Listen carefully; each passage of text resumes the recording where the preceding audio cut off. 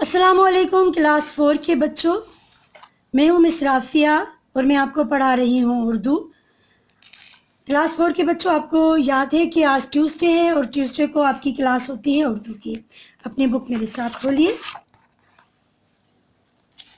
آپ بک کھولنے سے پہلے بسم اللہ الرحمن الرحیم ضرور پڑھا کریں۔ آہستہ صحیح دل میں پڑھا کریں، لیکن بسم اللہ الرحمن الرحیم ضرور پڑھا کریں۔ یہ کام آپ نے کر لیا۔ اب یہاں پہ دیکھیے، سارے کام کون کر جاتا تھا، یہ سبق کا نام ہے۔ یہ دیکھیے، سارے کام کون کر جاتا تھا۔ مسلمانوں کے پہلے 4 خلفائے راشدین کہلاتے ہیں۔ یہ آپ نے اسلامیات نہیں پڑھا، میں ریپیٹ کر دیتی ہوں۔ حضرت ابوبکر صدیق رضی اللہ تعالیٰ عنہ، حضرت عمر فاروق رضی اللہ تعالیٰ عنہ، حضرت عثمان غنی رضی اللہ تعالیٰ عنہ اور حضرت ابوبکر صدیق رضی اللہ تعالیٰ عنہ۔ یہ 4 مسلمانوں کے جو پہلے خلفاء ہیں ان کو خلفائے راشدین کہا جاتا ہے۔ دوبارہ سے پڑھیں کہ مسلمانوں کے پہلے 4 خلیفہ خلفائے راشدین کہلاتے ہیں۔ کیا آپ ان کے نام جانتے ہیں؟ مدینہ کے قریب ایک نابینا بڑھیا کی جھوپڑی تھی۔ بوڑھی عورت، نابینا جو دیکھ نہیں سکتی۔ وہ بیچاری بہت کمزور اور غریب تھی۔ اس کے گھر میں اس کے سوا کوئی اور نہ تھا، یعنی وہ اکیلی رہتی تھی گھر میں، جو اس کی مدد کرتا، اس کا خیال رکھتا اور اس کا کام کاج کرتا۔ حضرت عمر فاروق رضی اللہ تعالیٰ عنہ کو جب اس بوڑھی عورت کے بارے میں پتہ چلا تو آپ ہر روز صبح سویرے بڑھیا کے گھر جاتے، اس کے گھر میں جھاڑو دیتے، پانی بھرتے، ضرورت کی چیزیں بازار سے لا کر رکھ دیتے۔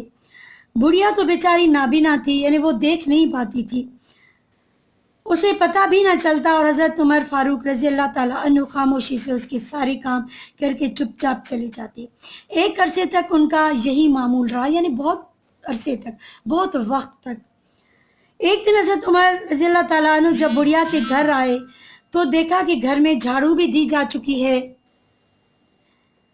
مٹکوں میں پانی بھی بھرا ہوا ہے اور ضرورت کی ہر چیز بھی گھر میں موجود ہے۔ اب تو انہیں بڑی حیرت ہوئی کہ آخر مجھ سے بھی پہلے یہ سارے کام کون کر گیا ہے۔ دوسرے دن بھی ایسا ہی ہوا اور تیسرے دن بھی۔ بڑھیا بیچاری تو نابینا تھی، اسے کیا خبر کہ کون آتا ہے اور یہ سارے کام کر جاتا ہے۔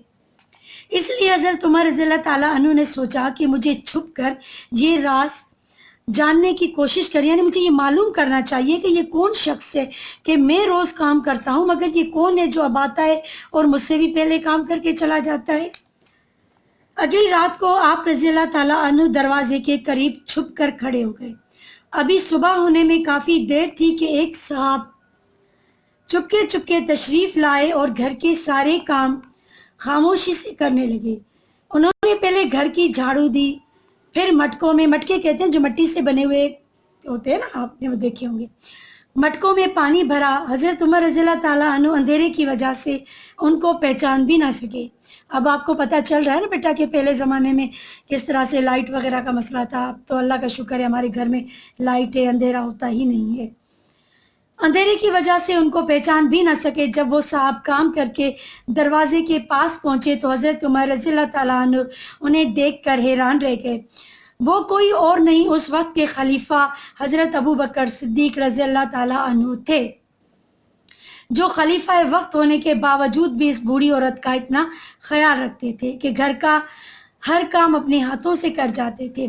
حضرت عمر رضی اللہ تعالیٰ عنہ نے امیر المومنین نے کہا، حضرت عمر نے جب ان کو دیکھا تو کہا، امیر المومنین پہلے تو یہ سارے کام میں کرتا تھا، اب آپ یہ سب کام کیوں کرنے لگے ہیں؟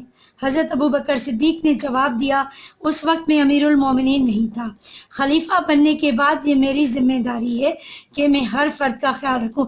یعنی پہلے حضرت ابوبکر صدیق رضی اللہ تعالیٰ عنہ حضرت عمر فاروق رضی اللہ تعالیٰ عنہ کام کرتے تھے۔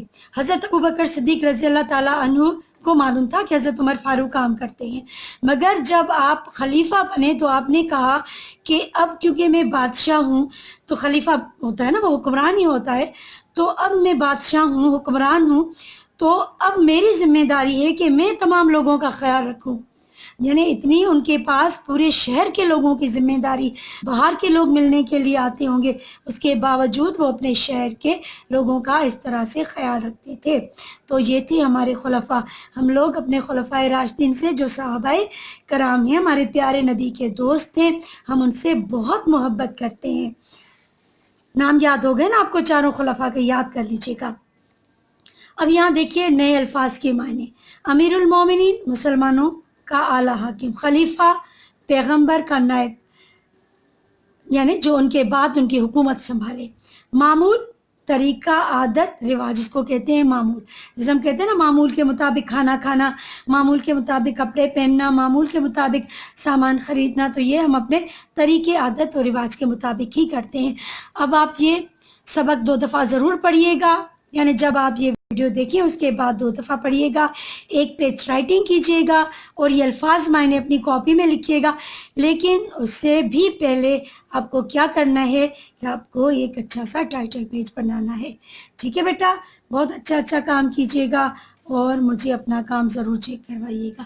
اللہ حافظ۔